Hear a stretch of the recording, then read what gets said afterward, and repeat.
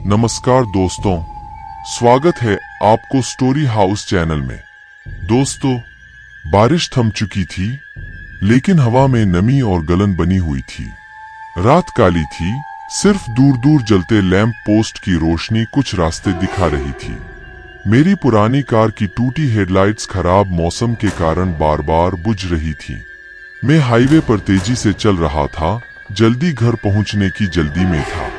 मुझे याद आया कि मैंने शॉर्टकट लेने की गलती कर दी थी।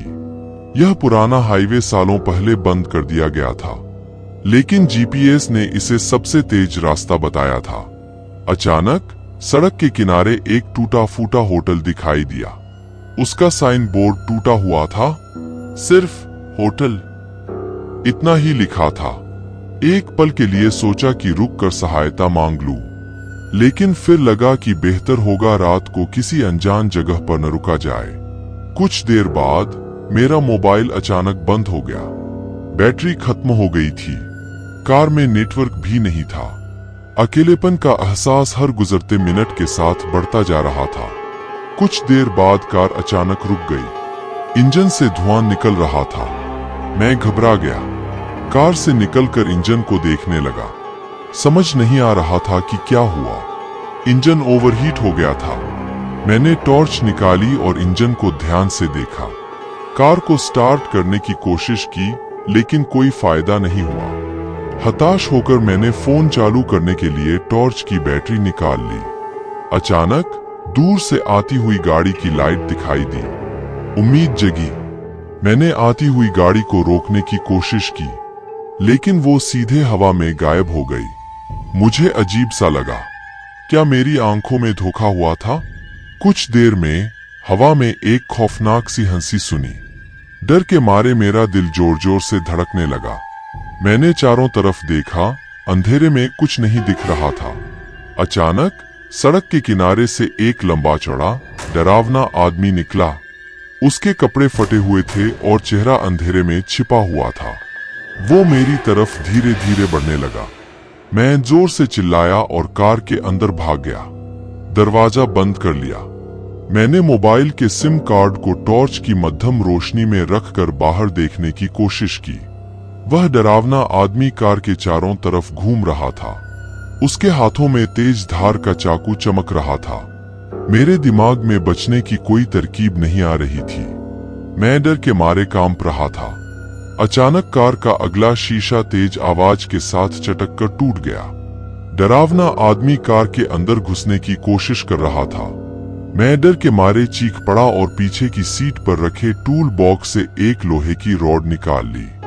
आदमी कार के अंदर आने में कामयाब हो ही रहा था कि मैंने उसे पूरी ताकत से रॉड से धक्का दे दिया। वह लड़खड़ा कर कुछ दूर पीछे हटा। कुछ देर के लिए सब कुछ शांत हो गया। मैं जानता था कि मुझे जल्दी से कुछ करना होगा। मैंने कार का दरवाजा खोला और भागने लगा। पीछे से उस आदमी की तेज आवाज और उसके दौड़ने की आहट आ रही थी। मैं अंधेरे में दौड़ता रहा, यह भी नहीं जानता था कि कहां जा रहा हूं। मेरी सांसें फूल रही थीं, पैर जवाब देने लगे थे।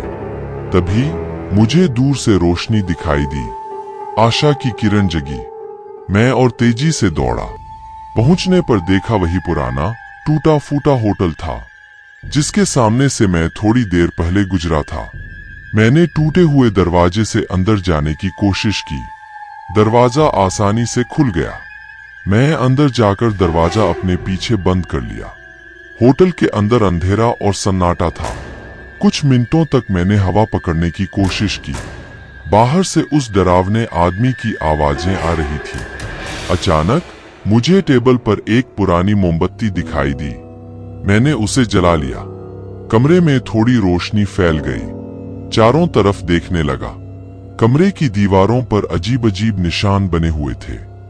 एक कोने में टूटा हुआ शीशा पड़ा था। उस शीशे में मेरा चेहरा नहीं, बल्कि उसी डरावने आदमी का चेहरा दिखाई दिया। मैं अवाक रह गया। क्या हुआ? क्या वह आदमी भूत था? तभी एक दूसरी आवाज सुनाई दी। एक महिला की आवाज। डरने की कोई बात नहीं। मैं चौंक कर पलट गया। एक बुजुर्ग महिला कमरे के दरवाजे के पास खड़ी थी। उसके चेहरे पर एक शांत मुस्कान थी। महिला ने मुझे बताया कि वह इस होटल की मालकिन थी और सालों पहले एक हादसे में मर गई थी।